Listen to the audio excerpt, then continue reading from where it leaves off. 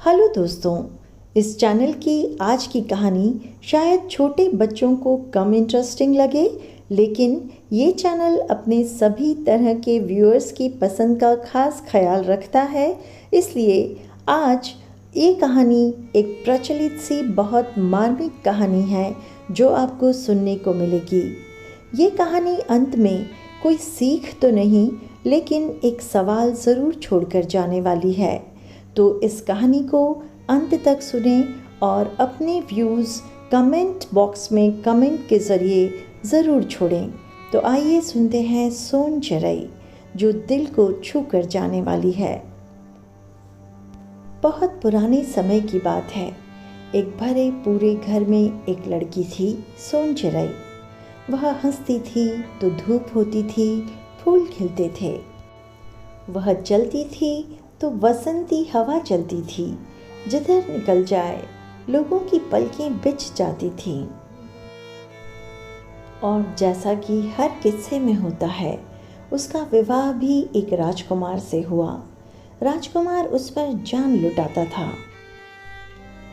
उसके होंठ उसकी तारीफ में खुलते, उसकी जिह्वा उसके प्रेम के सिवा और सारे स्वाद भूल गई थी। उसकी आंखों में नींद और दिल में करार न था। और ऐसे ही 2-4 बरस बीत गए। सोन चिड़ै की गोद न भरी। ननंद को भतीजा, सास को कुल का दिया, पति को पुरुषत्व का पुरस्कार न मिला। ननंद कहने लगी ब्रजवासिनी, सास कहने लगी बांझ, और जो रात दिन समाया रहा उसकी सासों की तरह, उसने कहा, तुम्हारी स्वर्ण देह किस काम की। अच्छा हो तुम यह घर छोड़ दो, तुम्हारी परछाई भी नहीं चाहिए हमारे कुल में। सोन चिड़ै बहुत रोई, मिन्नतें की, पर किसी ने ना सुनी। आंसुओं के बीच एक स्त्री घर के बाद भटकने लगी ब्रह्मांड में। उसे जंगल मिला, जंगल में बाघिन मिली। उसने अपना दुख बाघिन को सुनाया और निवेदन किया कि वह उसे खा ले।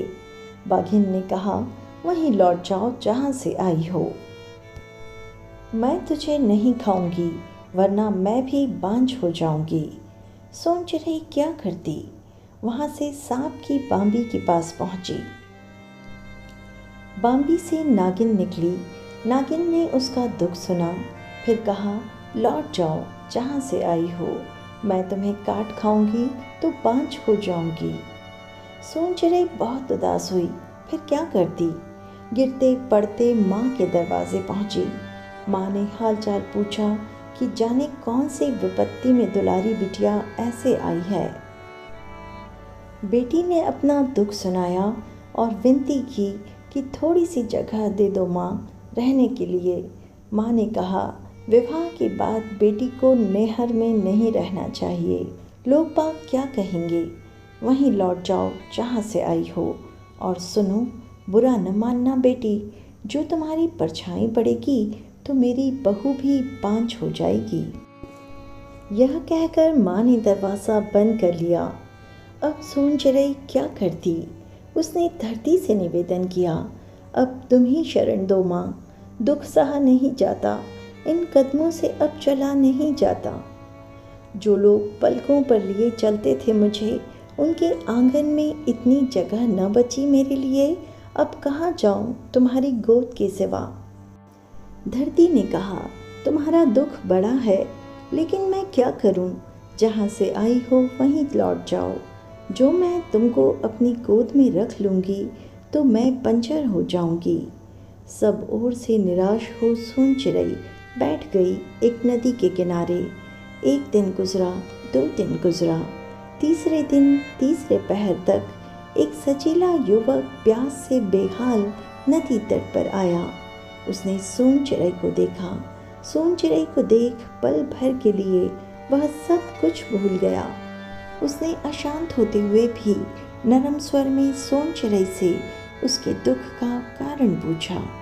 सब कुछ जान लेने पर अपने साथ चलने का निवेदन किया। सोन चिड़ै पलछिन हिचकी, फिर उसके साथ हो ली, फिर उसके साथ पूरी उम्र जीकर जब दुनिया छोड़कर गई तो आंसुओं से जार जार उसके 4 बेटों ने उसकी अर्थी को कंधा दिया। जी हाँ, सोनचिरई 4 बेटों की माँ थी। तो दोस्तों, क्या ये कहानी आपके भी दिल को छूकर आपके जहन में कोई सवाल उठाती है? अपने व्यूज़ कमेंट के ज़रिए कमेंट बॉक्स में ज़रूर डालें और इस चैनल को सब्सक्राइब करें for all bell icon press करते हुए। तो मिलते हैं अगले बुधवार को एक नई कहानी के साथ। Thanks for watching.